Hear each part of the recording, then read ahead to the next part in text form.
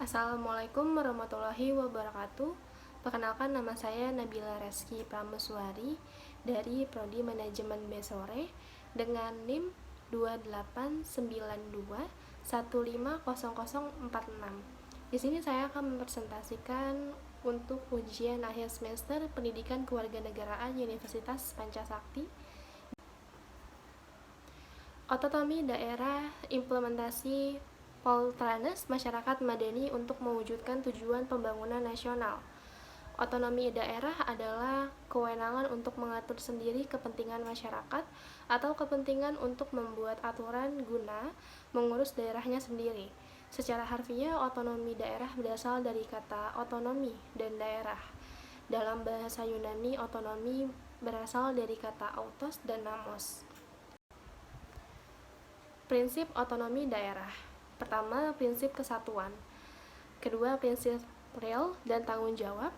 3, prinsip penyebaran. 4, prinsip keserasian. Dan 5, prinsip keberdayaan.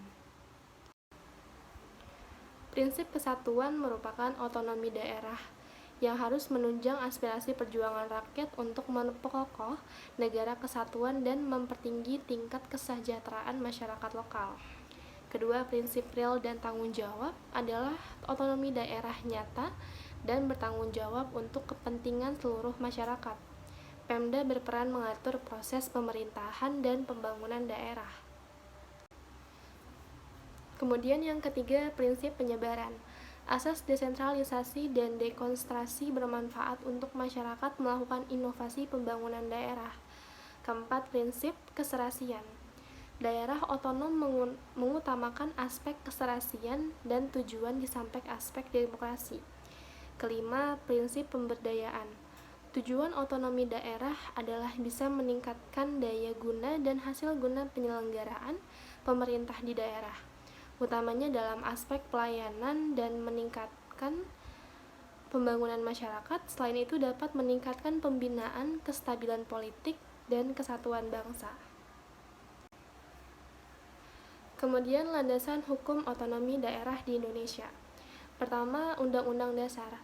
Acuan hukum otonomi daerah terdapat pada Undang-Undang 1945 pada pasal 18 UUD ayat 1 dan 2 menyebutkan negara kesatuan Republik Indonesia dibagi atas provinsi, kabupaten, dan kota yang mengatur dan mengurus sendiri urusan pemerintah menurut asas otonomi dan tugas pembantuan.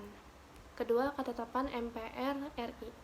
Tab MPR RI nomor XV MPR 1998 menjelaskan penyelenggaraan otonomi daerah antara lain pengaturan, pembagian dan pemanfaatan sumber daya nasional yang berkeadilan, serta perimbangan keuangan pusat dan daerah dalam rangka negara kesatuan Republik Indonesia.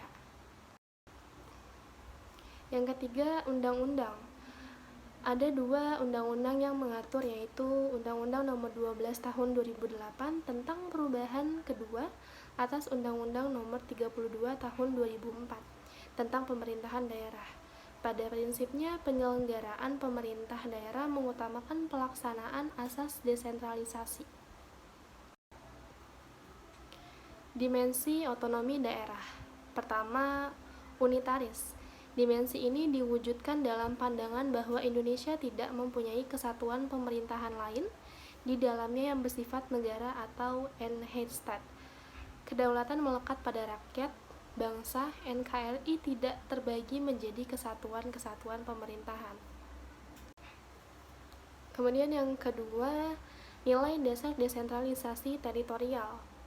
Dimensi ini bersumber dari isi dan jiwa yang tercantum pada pasal 18 Undang-Undang NKRI tahun 1945. Pemerintah diwajibkan melaksanakan politik secara desentralisasi dan deskonsentrasi di bidang ketatanegaraan. Implementasi politik strategi nasional di bidang ekonomi. Yang pertama, mengembangkan sistem ekonomi kerakyatan yang bertumpu pada mekanisme pasar. 2, meningkatkan pembangunan dan pemeliharaan sarana dan prasarananya. 3, meningkatkan kuantitas dan kualitas tenaga kerja. Keberhasilan Paul Stranas. Yang pertama itu keimanan dan ketakwaan kepada Tuhan Yang Maha Esa sebagai nilai luhur yang menjadi landasan spiritual moral dan etika dalam kehidupan bermasyarakat, berbangsa, dan bernegara. 2. Semangat kekeluargaan yang berisikan kebersamaan, kegotong royongan, kesatuan dan persatuan melalui musyawarah untuk mencapai mufakat guna kepentingan nasional. 3. Percaya diri pada kemampuan dan kekuatan serta bersendikan pada kepribadian bangsa sehingga mampu menetap pada masa depan yang lebih baik. 4. Kesadaran patuh dan taat pada hukum yang berintikan keadilan dan kebenaran sehingga pemerintah atau negara diwajibkan menegakkan dan menjamin kepastian hukum. 5. Pengendalian diri sehingga terjadi keseimbangan, keserasian, dan keselarasan pada peri kehidupan antara berbagai kepentingan.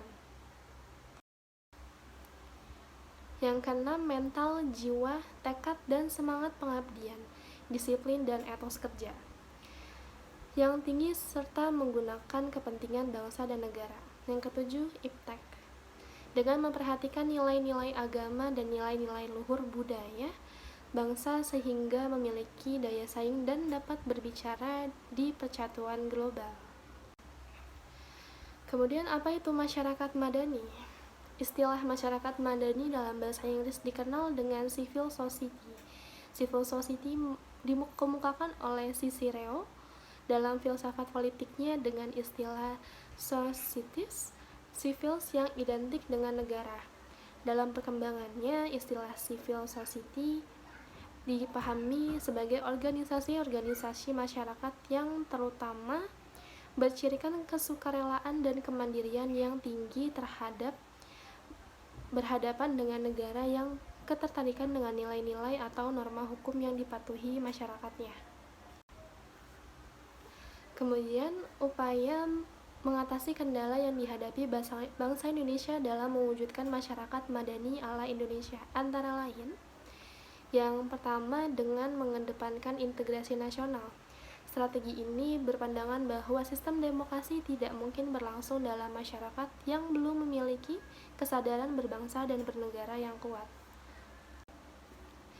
Yang kedua, adanya reformasi sistem politik demokrasi. Strategi ini berpandangan bahwa untuk membangun demokrasi tidak usah menunggu rampungnya tahap pembangunan ekonomi. 3. Membangun masyarakat madani sebagai basis yang kuat ke arah demokratisasi.